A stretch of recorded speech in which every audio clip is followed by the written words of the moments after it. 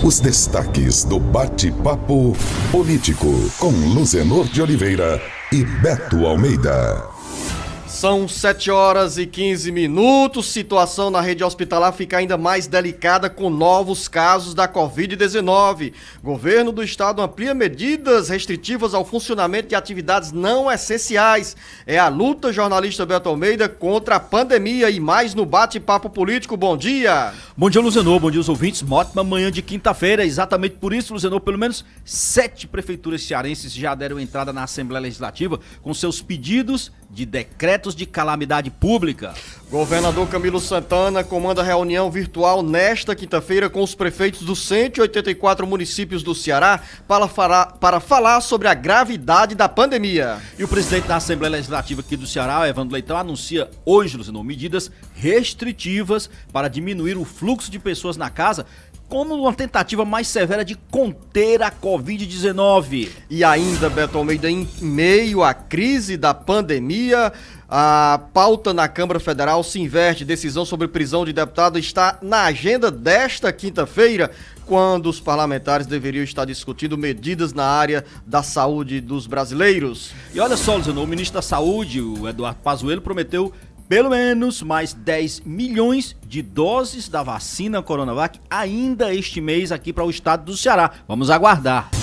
Bate-Papo Político com jornalistas Luzenor de Oliveira e Beto Almeida. São 7h20. O governador Camilo Santana anunciou na noite dessa quarta-feira novas medidas de restrição para o funcionamento de serviços não essenciais. É mais uma tentativa para diminuir o número de pessoas infectadas pela Covid-19 no Ceará. O caso é grave, a situação é crítica e o governador Camilo Santana tem reunião hoje a partir das 14h30, de forma virtual, com os prefeitos dos 184 municípios do Ceará para convocá-los ao engajamento no cumprimento dessas medidas anunciadas pelo governo do estado. O governador Camilo Santana considera que é essencial, fundamental, a participação de todos para o Ceará vencer a Covid-19. Quem chega com mais informações é o repórter Carlos Silva. Prefeitos dos municípios da região do Vale do Jaguaribe estão mobilizados para participarem da reunião virtual nesta quinta-feira com o governador Camilo Santana para avaliação sobre o quadro da pandemia da Covid-19 no Ceará. Camilo pediu na noite dessa quarta-feira que os gestores municipais se engajem nas ações para enfrentamento da pandemia, que entre em um estágio de maior gravidade com o aumento do número de infectados pela doença. Segundo o chefe do Executivo Estadual, é importante a participação de todos para o Ceará vencer a maior crise sanitária da história. A reunião com os prefeitos, que terá a participação dos representantes dos 184 municípios, faz parte da estratégia adotada pelo governo do estado para diminuir a quantidade de pessoas internadas nos hospitais públicos e particulares da Grande Fortaleza e do interior. A ameaça de colapso no sistema de saúde é real e, por essa razão, novas medidas de restrições e atividades sociais e econômicas entram em vigência a partir desta quinta-feira. Com informações do Ceará agora, para o Jornal Alerta Geral, Carlos Silva. Jornalista Beto Almeida, o governador Camilo Santana tem se dedicado em tempo integral a essas medidas para o controle da pandemia da Covid-19 no Ceará. Claro que essas ações são nacionais e cada estado precisa fazer a sua parte, como também cada município, cada gestor municipal. Daí o convite e, ao mesmo tempo, em tom de convocação para os prefeitos se engajarem ao conjunto de iniciativas adotadas pelo governo do estado para diminuir o impacto da pandemia da Covid-19 na rede hospitalar. Repito, pelas informações oficiais, a maior parte dos grandes hospitais do Ceará, tanto do interior quanto da Grande Fortaleza, está com a capacidade esgotada em leitos de UTIs para receber novos pacientes infectados pela doença. E nesse apelo de hoje, Beto Almeida, o governador tenta sensibilizar os prefeitos a mobilizarem as lideranças políticas municipais, e aí cabe também um papel importante das câmaras de vereadores, assim como de lideranças empresariais e sindicais, em um apelo geral e único. É preciso mobilização e especialmente compreensão para a adoção dessas medidas preventivas que nos permitam vencer essa pandemia tão cruel na vida de milhões de brasileiros, de milhares de cearenses e na vida das empresas e dos trabalhadores que hoje muitos ainda não conseguiram retomar os seus postos de trabalho, e o único caminho para que nós tenhamos uma vida de volta ao normal é com a imunização da população, que ainda vai demorar um pouco, e até lá precisamos, cada um de nós, fazer a parte que nos cabe, que é, por exemplo, ter esses cuidados com o uso da máscara, da higienização e também do distanciamento social. Beto Almeida, análise política com credibilidade e isenção. Olha, Luziano, para quem acompanhou, né, a live do governador, e ele fez aquela explanação antes, né, de anunciar essas medidas mais severas e restritivas, ele fez ali uma comparação, né, dos números da epidemia, por exemplo, comparando com o mês de setembro, mostrando quando a curva, né, estava baixa, e como que os casos voltaram a crescer, colocando números atuais de ontem, por exemplo, quarta-feira. Só para você ter ideia, aqui para os nossos ouvintes entenderem a gravidade da situação, de acordo com o Camilo Santana, em 19 de setembro, o número de pacientes que estavam em leitos de UTI eram 49 aqui no estado do Ceará. Isso 19 de setembro, Zenô. Em 18 de janeiro, subiu para 226. Já ontem, quarta-feira, 17 de fevereiro, nós tínhamos 652 pacientes em leitos de UTI por conta da Covid aqui no estado do Ceará. Então você imagina a gravidade disso. Então o governador fez um apelo não apenas para os gestores públicos, para os prefeitos, para todos os que têm responsabilidade em relação a medidas de adoção de cuidados e de cumprimento do decreto, mas fez um apelo à população, pedindo a colaboração para que essas medidas mais duras não precisem ser retomadas, não possam avançar, inclusive, para um estado de lockdown mesmo completo, ou seja, de suspensão completa das atividades. Não é o que ninguém quer. Você percebe claramente a preocupação nesse decreto, Luziano, de preservar, apesar de tudo, as atividades comerciais. Vai ter impacto? Claro que vai ter impacto. Quando você coloca, por exemplo, uns shoppings para funcionar somente até as 5 da tarde, quando você coloca toque de recolher a partir de 10 da noite pelos próximos 10 dias, você tira da cidade um segmento que atua e que é forte e que gera emprego e que gera renda, mas infelizmente são medidas essenciais, necessárias. E olha, para quem conversa com profissionais de saúde, resta só uma confirmação que eles dizem o seguinte: está muito claro que a forma como o vírus está circulando, ele está muito mais veloz, o que leva ao entendimento de que essa cepa, essa variante do Amazonas, ela está aqui no estado do Ceará, ela está presente, felizmente, entre nós. Então, o que se há de fazer? Tem que se adotar de fato os cuidados máximos, tem que se restringir, tem que se locomover só o mínimo necessário, porque não está fácil. Amigo, hoje, se você tem plano de saúde privado, você vai ter dificuldade para encontrar leito de UTI. Se você não tem plano de saúde privado, a situação também não está fácil. Então, não tá fácil para ninguém. Beto Almeida, essas medidas que são ainda mais duras, anunciadas pelo governo do estado, podem até anteceder ao lockdown, a uma paralisação geral, a suspensão total de atividades. Mas se nós tivermos o cuidado de atentarmos para essas iniciativas anunciadas na noite de quarta-feira, talvez nós tenhamos aí avanço com sucesso nessas medidas que venham a barrar um pouco do avanço da Covid-19. São alguns pontos importantes para você, ouvinte internauta. Eu quero que o jornalista Beto Almeida me ajude aqui na leitura desses pontos que estão no decreto assinado pelo governador Camilo Santana e que entra em vigência, já está em vigência a partir desta quinta-feira, como, por exemplo, limitações, funcionamento do comércio até 20 horas de segunda a sexta.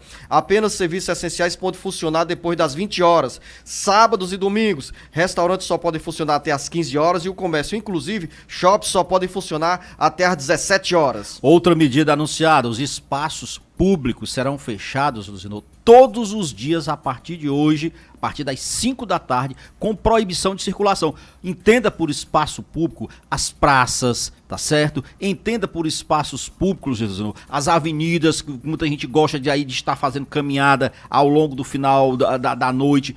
Áreas de lazer. Áreas de lazer como um todo, elas estão proibidas. Tem também, Beto, a suspensão das atividades presenciais em escolas públicas e particulares. Essa medida vale a partir dessa sexta-feira, ou seja, de amanhã. O trabalho remoto no serviço público, estadual e municipal, com exceção das atividades essenciais, volta a ser adotado.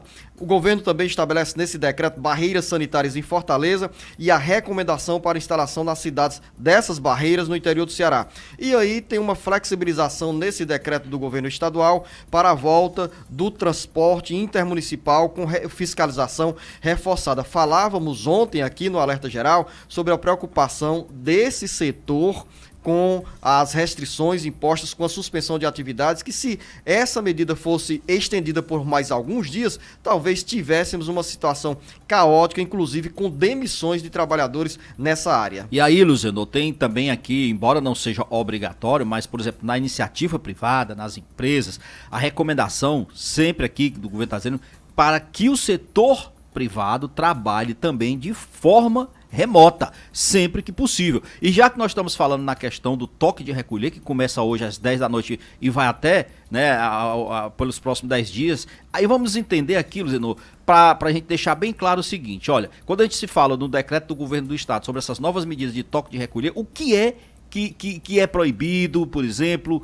porque farmácia pode funcionar? Pode, é serviço essencial. As indústrias também, os supermercados e congêneres também, postos de combustíveis vão poder funcionar, hospitais, lógico que de mais unidade de saúde, serviços odontológicos, veterinários, todos os serviços de emergência funcionam, laboratórios de análises clínicas também funcionam, segurança privada também podem funcionar, a imprensa, os meios de comunicação e telecomunicações em geral podem funcionar, as funerárias também. E vamos continuar falando sobre essas medidas que são implementadas para o governo tentar controlar o número elevado de casos de Covid na rede pública e particular do Ceará. E outra medida adotada é que a Secretaria de Saúde do Estado recomenda a suspensão de cirurgias eletivas e serviços ambulatoriais. A ideia é que todos os profissionais de saúde dessa área estejam à disposição para o atendimento a pacientes com a Covid-19. O Carlos Alberto tem outras informações. O cansaço dos profissionais das áreas médicas e de enfermagem e a superlotação dos hospitais da Grande Fortaleza e do interior do estado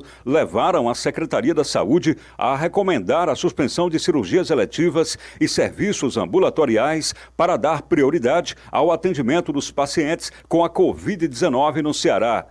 O ofício com essa medida é assinado pelo secretário da Saúde, Dr. Cabeto, e foi encaminhado nesta terça-feira a hospitais, clínicas, ambulatórios, laboratoriais e unidades de saúde públicas e privadas do Estado. O anúncio dessa recomendação foi anunciado nesta quarta-feira pelo governo do Estado. A iniciativa faz parte do conjunto de ações do governo do estado para ampliar o número de médicos, enfermeiros e técnicos de enfermagem mobilizador para assistir as pessoas infectadas pelo coronavírus. Muitos pacientes chegam em estado de saúde mais delicado e, nessas condições, há necessidade de um maior número de profissionais de saúde para atendê-los, principalmente nos leitos de UTIs. Esse quadro sobrecarrega e provoca ainda mais cansaço dos profissionais da saúde.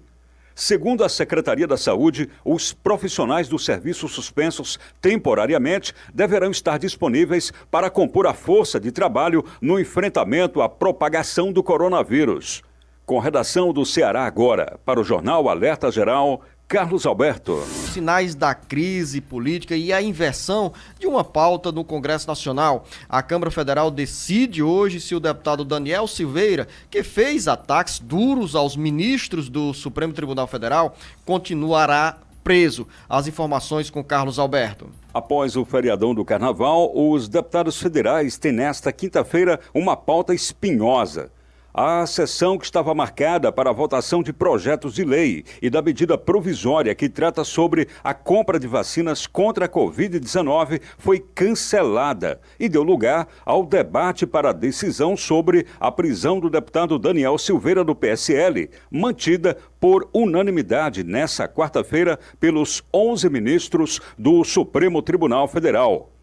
Integrante da bancada do Rio de Janeiro na Câmara Federal, Daniel Silveira gravou e divulgou um vídeo em que faz críticas aos ministros do STF e defende o ato institucional número 5, o AI-5.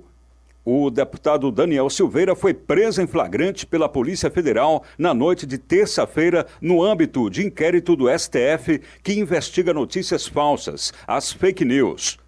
A defesa do parlamentar, ao se contrapor à decisão do STF, disse que a prisão do deputado representa não apenas um violento ataque à sua imunidade material, mas também ao próprio exercício do direito à liberdade de expressão e aos princípios basilares que regem o processo penal brasileiro. Autor da determinação de prisão, o ministro Alexandre de Moraes considerou gravíssimo o episódio e disse que são imprescindíveis medidas enérgicas para impedir a perpetuação da atuação criminosa de parlamentar visando lesar ou expor a perigo de lesão à independência dos poderes instituídos e ao Estado democrático de direito. A Constituição estabelece que deputados e senadores são invioláveis, civil e penalmente, por opiniões, palavras e votos, e não poderão ser presos, salvo em flagrante de crime inafiançável. No caso de Daniel Silveira, o caso será apreciado pela Câmara para que a maioria absoluta decida, em voto aberto, sobre a prisão. Com informações da área política, para o Jornal Alerta Geral, Carlos Alberto. Essa agenda da Câmara Federal chama atenção, Beto Almeida, não apenas pela prisão de um deputado federal por determinação do Supremo Tribunal Federal, mas também com repercussão em outras áreas, além da política e principalmente da saúde dos brasileiros e também dos cearenses, que é, por exemplo, a Câmara Federal poderia hoje estar discutindo projetos, na pauta estava a medida provisória do governo federal que amplia as condições para a aquisição de vacinas destinadas à prevenção contra a Covid-19, mas o comportamento de um parlamentar fora dos limites estabelecidos pela própria imunidade que o garante liberdade de expressão, e nesse caso, na avaliação de especialistas da área jurídica, a liberdade foi extrapolada com agressões que provocaram todo esse mal-estar na relação entre poder legislativo e poder judiciário, gerando aí, repito, uma inversão de uma pauta que poderia estar sendo tratada ou tratando assuntos de interesses maiores da população dos brasileiros, principalmente nessa fase da pandemia. Mas, infelizmente, temos aí essa nova discussão dentro da Câmara Federal que decidirá hoje, com o aval da mesa diretora e também do plenário, se o deputado vai continuar preso ou não. O pior dessa crise você citou, Luciano. Primeiro que era uma crise desnecessária. O parlamentar, eu ontem falei aqui, ele como parlamentar tem direito, pela imunidade parlamentar dele, tem direito à liberdade de expressão, mas isso tem que ser exercido com responsabilidade, não tenha dúvida. E o que aconteceu? Ele criou, na realidade, uma crise entre poderes, uma crise institucional que é desnecessária. Nesse aspecto, olha, a decisão do Supremo Tribunal Federal me causou uma certa surpresa, vamos dizer assim, porque ela foi unânime. O Supremo foi unânime referendando o entendimento da prisão dada, né, ao deputado Daniel Silveira. Isso literalmente emparedou a Câmara dos Deputados, que vai ter que tomar uma decisão hoje. Olha, Luciano, é difícil imaginar que a Câmara não seja impelida a afastar, pelo menos temporariamente, o deputado Daniel Silveira para poder esperar esse fogo baixar. O vai e vem da política em Pacajus com denúncias de desvio de recursos em mais de 30 anos de gestões municipais. Agora, mais uma vez, a prefeitura é foco de informações negativas na área política. Sátiro Salles. Os moradores da cidade de Pacajus continuam sentindo o doce amargo das más administrações municipais nos últimos 30 anos, que tem sido um ciclo marcado por denúncias de desvio de dinheiro público pelo afastamento e cassação de prefeitos. E mais um capítulo dessa história negativa na política de Pacajus está sendo contado agora com uma decisão da Justiça Local em cassar o mandato do prefeito reeleito Bruno Figueiredo e do vice Francisco Fagner por abuso de poder político e econômico nas eleições de 2020. A decisão é do juiz Alfredo Rolim Pereira, da 49ª Zona Eleitoral, que no despacho sobre a cassação do prefeito e do vice afirma que os atos praticados pelos investigados são suficientemente graves para representar o abuso de poder político e econômico, além de autoridade, uma vez que Bruno Figueiredo e Francisco Fagner se utilizavam vergonhosamente da máquina pública para conquistar votos.